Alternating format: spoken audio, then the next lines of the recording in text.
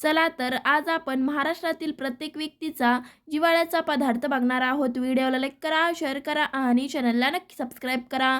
त्यासाठी मी इथे शिजवलेली तूर डाळ घेतली आहे.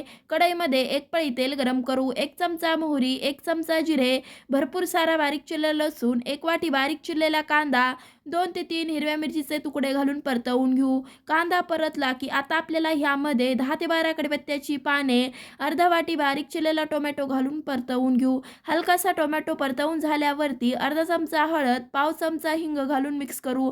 आता आपल्याला जी शिजवलेली तूर डाळ होती ती घालू. त्याचबरोबर 1 ग्लास पाणी, चवीनुसार मीठ घालून मिक्स करून 10 मिनिटांसाठी वरण उकळवून घ्यायचं आहे. 10 मिनिटांनंतर भरपूर सारी बारीक चिरलेली कोथिंबीर घालून तयार झालं फोडणीचं वरण. गरमागरम भात, तयार वरण आणि साजूक तूप महाराष्ट्रातील प्रत्येक व्यक्तीचा जिव्हाळ्याचा विषय.